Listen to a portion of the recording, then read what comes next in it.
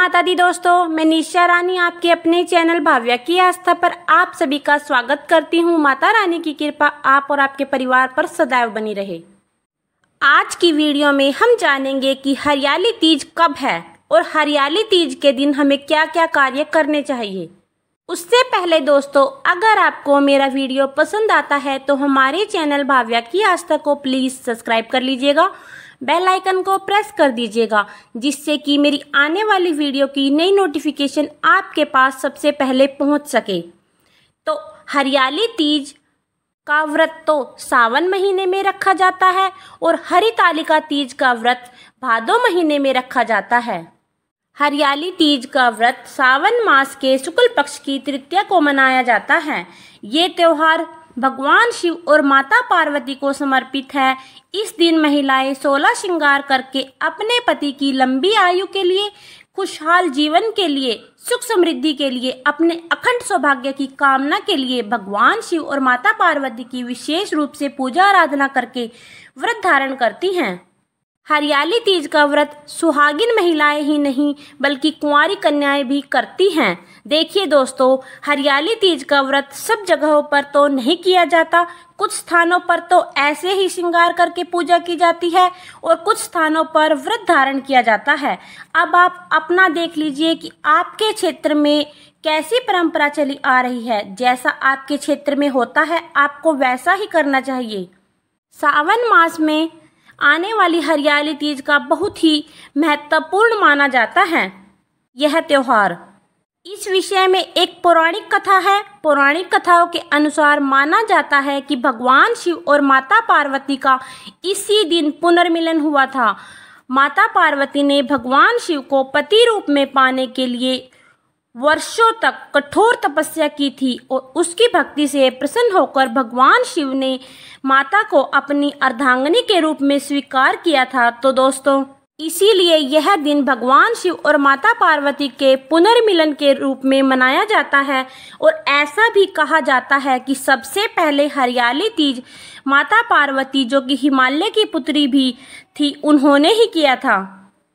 इस व्रत के प्रभाव से ही भगवान शंकर उन्हें पति रूप में प्राप्त हुए थे और तभी से ही हरियाली तीज का त्योहार मनाने की परंपरा चली आ रही है। हरियाली तीज के दिन सभी सुहागिन महिलाएं 16 श्रृंगार करती हैं। उसके बाद भगवान शिव और माता पार्वती की विधि विधान से पूजा करती हैं। हरियाली तीज पर 16 श्रृंगार करने का बहुत बड़ा महत्व माना जाता है। मान्यता है कि इस दिन श्रृंगार करने से माता पार्वती प्रसन्न होती हैं और मनचाहा आशीर्वाद और अखंड सौभाग्य प्रदान करती हैं।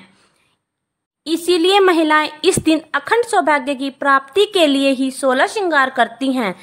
अगर आप 16 श्रृंगार नहीं भी कर पाते हैं तब भी आपको आज के दिन नए कपड़े पहनना या फिर साफ सुथरे स्वच्छ कपड़े धारण करने चाहिए, वो श्रेष्ठ माना जाता है। इसके अलावा इस दिन मेहंदी रचाना बहुत अधिक श्रेष्ठ माना जाता है। और जैसा कि इस त्योहार का नाम ही है हरियाली तीज, तो हरी चूड़ियाँ, हरे रंग के वस्त्र धारण करना अत्यधिक शुभ माना जाता है। इस दिन व्रत करके शाम के समय माता पार्वती और भगवान शिव की मिट्टी की मूर्तियां बनाकर पूजा की जाती है। याद रखें, जब भगवान शिव का हम पूजन करते हैं तो हमें पूरे परिवार का पूजन करना चाहिए। गणेश जी, कार्तिकेय, माता पार्वती और भगवान शिव का पूजन हमें करना चाहिए। पूजन के समय माता पार्वती को 16 श्रृंगार अर्पित किया जाता है। चुनरी, चूड़ी, सिंदूर, बिंदी आदि चढ़ाना अति शुभ माना जाता है। भगवान शिव को हम पंचामृत चढ़ाते हैं। फिर उनसे अखंड सौभाग्य और सुखी दाम्पत्य जीवन की कामना की जाती है। अब जानते हैं कि हरियाली तीज कब है। तो दोस्तों, तृतीया तिथि का आरंभ 6 अगस्त को हो जाएगा। 6 अगस्त को शाम 6:52 पर और तृतीया तिथि का समापन हो रहा है 7 अगस्त रात्रि को 10:06 पर। तो उदया तिथि के अनुसार 7 अगस्त 2024 बुधवार के दिन हरियाली तीज मनाई जाएगी। हज के दिन सुबह 11:41 से लेकर अगले दिन तक शिव योग का निर्माण हो रहा है। शिव योग में अगर भगवान शिव और माता पार्वती की पूजा करते हैं तो किसी भी प्रकार की कामना हमारी पूर्ण होती है और भगवान भोलेनाथ की विशेष कृपा आपको प्राप्त होती है। इस दिन और आज के दिन आप सुहाग के सामान का दान अवश्य करें। ऐसा करने से माता पार्वती का आशीर्वाद हमें प्राप्त होता है और साथ ही आपका अखंड सौभाग्य बना रहता है। तो दोस्तों, आज की वीडियो में इतना ही और साथ ही आपको हरियाली तीज की बहुत बहुत शुभकामनाएं।